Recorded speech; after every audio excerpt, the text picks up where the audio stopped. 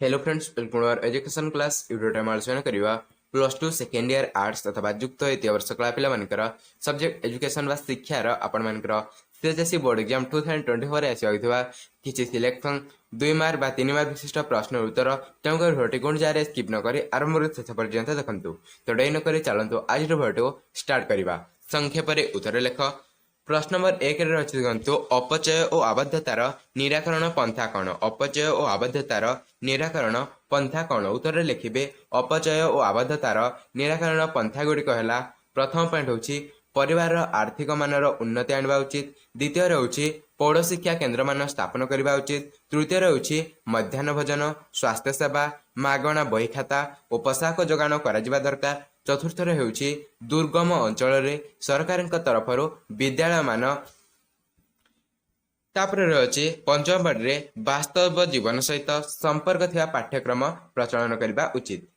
तापर प्रश्न नंबर 2 रे अछि सार्वजनीन सुविधा सुजोग कहले कौन बुझ। सार्वजनीन सुविधा सुजोग कहले कौन बुझ। उत्तर लिखिए संविधान 45 धारा 6 ରୁ 14 वर्ष बयसर पिलामाननको प्राथमिक शिक्षा देवाई राज्य सरकार मानक निर्देश देछि। विशेषकर 6 वर्ष ରୁ 14 वर्षर पिलामाने किपरि प्राथमिक शिक्षार समस्त सुविधा सुजोग पाइबे सरकार तार व्यवस्था करने उचित। समाज सब वर्गर लोके एथिरे अंतर्भुक्त हेबे। याकु सार्वजनीन सुविधा सुजोग कहुए।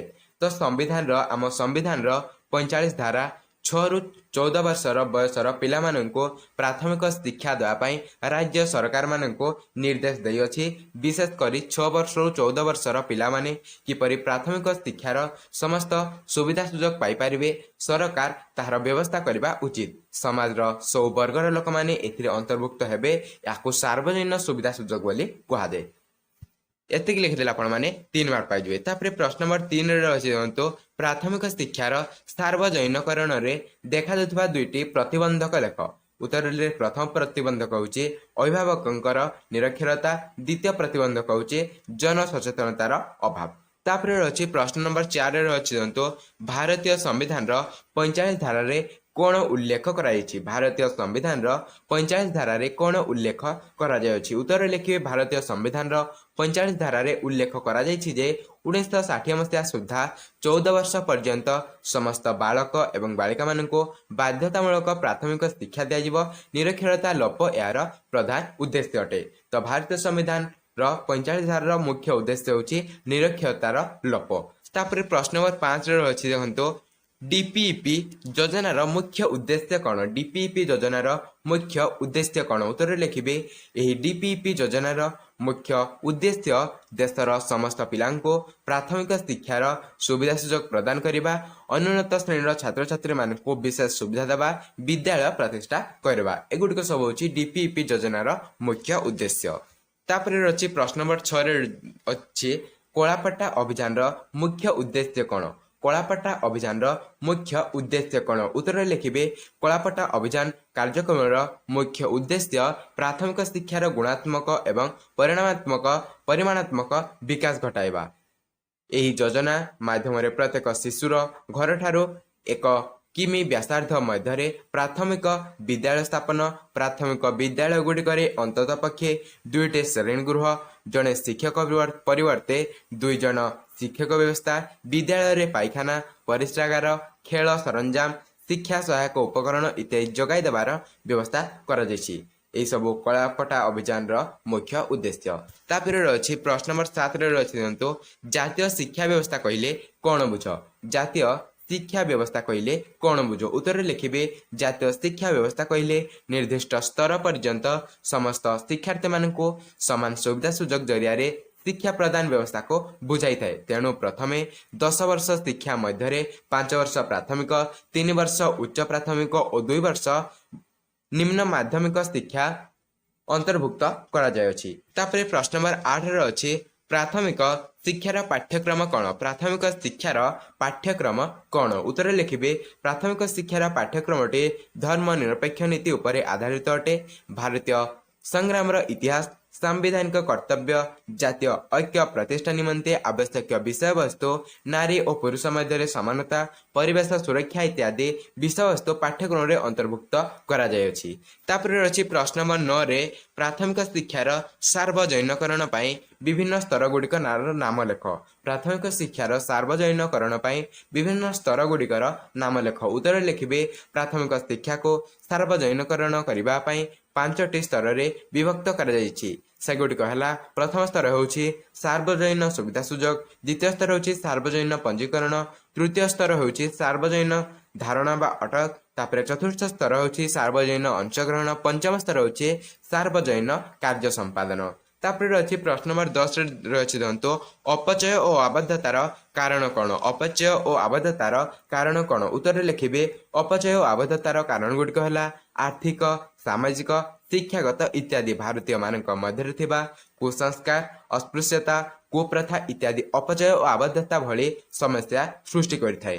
ତାପରେ ରହିଛି ପ୍ରଶ୍ନ ନମ୍ବର 11ରେ ଦେଖନ୍ତୁ ସର୍ବଶିକ୍ଷା ଅଭିଯାନ କାହିଁକି କାର୍ଯ୍ୟକାରୀ ହୋଇଥିଲା? ସର୍ବଶିକ୍ଷା ଅଭିଯାନ କାହିଁକି କାର୍ଯ୍ୟକାରୀ ହୋଇଥିଲା? ବହୁତ ଇମ୍ପୋର୍ଟାଣ୍ଟ ପ୍ରଶ୍ନ ଅଟେ। ଉତ୍ତରରେ ଲେଖିବେ ଭାରତୀୟ ସମ୍ବିଧାନର 86ତମ ସଂଶୋଧନରେ 6ରୁ 14 ବର୍ଷ ବୟସର ପ୍ରତ୍ୟେକ ପିଲା ନିମନ୍ତେ ପ୍ରାଥମିକ ଶିକ୍ଷାକୁ ଏକ ମୌଳିକ ଅଧିକାର ରୂପେ ଗ୍ରହଣ କରାଯାଇଅଛି। ଏଥି ନିମନ୍ତେ ଏକ ଜାତୀୟ କାର୍ଯ୍ୟକ୍ରମ ସର୍ବଶିକ୍ଷା କାର୍ଯ୍ୟକ୍ରମ କାର୍ଯ୍ୟକାରୀ ହୋଇଥିଲା।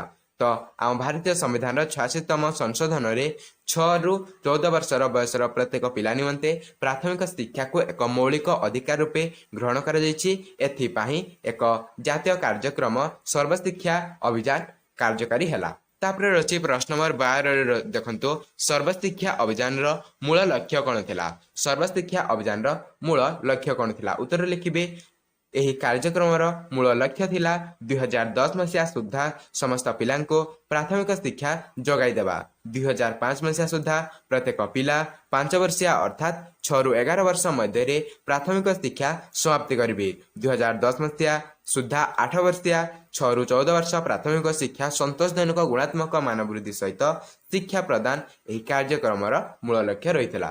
ପ୍ରଶ୍ନ ନମ୍ବର 13ରେ ରହିଛି ଓଡ଼ିଶାରେ ସର୍ବଶିକ୍ଷା ଅଭିଯାନ ନିମନ୍ତେ ନିଆଯାଇଥିବା କାର୍ଯ୍ୟକ୍ରମ ଗୁଡ଼ିକ କ'ଣ? ଓଡ଼ିଶାରେ ସର୍ବଶିକ୍ଷା ଅଭିଯାନ ନିମନ୍ତେ ନିଆଯାଇଥିବା କାର୍ଯ୍ୟକ୍ରମ ଗୁଡ଼ିକ କ'ଣ? ଉତ୍ତରରେ ଲେଖିବେ ଓଡ଼ିଶାରେ ସର୍ବଶିକ୍ଷା ଅଭିଯାନ ନିମନ୍ତେ ନିଆଯାଇଥିବା କାର୍ଯ୍ୟକ୍ରମ ଗୁଡ଼ିକ ହେଲା ପ୍ରଥମ କାର୍ଯ୍ୟକ୍ରମ ହେଉଛି ନିଶ୍ଚିତ ଶିକ୍ଷା ଯୋଜନା, ଦ୍ୱିତୀୟ ହେଉଛି ବିକଳ୍ପ ପରିବର୍ତ୍ତିତ ଶିକ୍ଷା କେନ୍ଦ୍ର, ତୃତୀୟରେ ହେଉଛି ବିଦ୍ୟାଳୟ ପ୍ରଦତ୍ତ ସାହାଯ୍ୟ, ଚତୁର୍ଥରେ ହେଉଛି ବିଦ୍ୟାଳୟ ବିକାଶ ଅନୁଦାନ, ପଞ୍ଚମରେ ହେଉଛି ଶୈକ୍ଷିକ ଉପକରଣ ସାହାଯ୍ୟ, ଷଷ୍ଠରେ ହେଉଛି ମାଗଣା ପାଠ୍ୟପୁସ୍ତକ, ସପ୍ତମରେ ହେଉଛି ତହସିଲଭୁକ୍ତ ଜାତି ଓ ଜନଜାତି ପିଲାଙ୍କ ପାଇଁ ସ୍ୱତନ୍ତ୍ର ବ୍ୟବସ୍ଥା, ଅଷ୍ଟମରେ ରହିଛି ବାଳିକାମାନଙ୍କ ପାଇଁ ସ୍ୱତନ୍ତ୍ର ସୁବିଧା, ନବମରେ ରହିଛି ବିଦ୍ୟାଳୟ ପ୍ରସ୍ତୁତି କାର୍ଯ୍ୟକ୍ରମ, ଦଶମରେ ରହିଛି ମଧ୍ୟାହ୍ନ ଭୋଜନ ବ୍ୟବସ୍ଥା। ଏହିସବୁ ରହିଛି ଓଡ଼ିଶାରେ ସର୍ବଶିକ୍ଷା ଅଭିଯାନର କାର୍ଯ୍ୟକ୍ରମ ଗୁଡ଼ିକ। ତାପରେ ପ୍ରଶ୍ନ ନମ୍ବର 14ରେ ରହିଛି ଜାତୀୟ ସଂହତିର ଆବଶ୍ୟକତା କ'ଣ? ଜାତୀୟ ସଂହତିର ଆବଶ୍ୟକତା କ'ଣ? ଉତ୍ତରରେ ଲେଖିବେ ଜାତୀୟ ସଂହତିର ଆବଶ୍ୟକତା ପଏଣ୍ଟ ଦେଖି ଲେଖିବେ। ପ୍ରଥମ ପଏଣ୍ଟରେ ଜାତୀୟ ଏକତା ବୃଦ୍ଧି କରି ଏକ ସୁସ୍ଥ ସାମାଜିକ, ଅର୍ଥନୈତିକ ଓ ସାଂସ୍କୃତିକ ରାଷ୍ଟ୍ର ଗଠନ କରିବା। ଦ୍ୱିତୀୟ ପଏଣ୍ଟ ହେଉଛି ଦେଶରେ ବସବାସ କରୁଥିବା ଲୋକମାନଙ୍କ ମଧ୍ୟରୁ ଜାତି, ଧର୍ମ ଓ ବର୍ଣ୍ଣ ଉପରେ ଆଧାରିତ ଭେଦଭାବ ଦୂର କରିବା।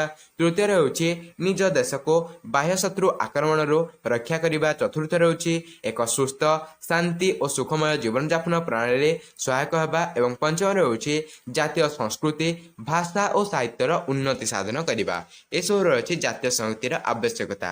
ତାପରେ ରହିଛି ପ୍ରଶ୍ନ ନମ୍ବର 15ରେ ଜାତୀୟ ସଂହତି ରକ୍ଷାର 2ଟି ପ୍ରତିବନ୍ଧକ ଲେଖ। ଜାତୀୟ ସଂହତି ରକ୍ଷାର 2ଟି ପ୍ରତିବନ୍ଧକ ଲେଖ। ଉତ୍ତରରେ ଲେଖିବେ ଜାତୀୟ ସଂହତି ରକ୍ଷାର 2ଟି ମୁଖ୍ୟ ପ୍ରତିବନ୍ଧକ ହେଲା ପ୍ରଥମ ପ୍ରତିବନ୍ଧକ ହେଉଛି ଭାଷାଗତ ବିରୋଧ।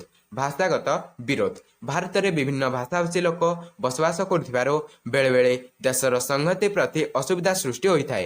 ଅତୀତରେ ହିନ୍ଦୀକୁ ରାଷ୍ଟ୍ରଭାଷାର ମାନ୍ୟତା ଦେବା ଲାଗି ବିରୋଧ ଭାଷା ଉଠିଥିଲା।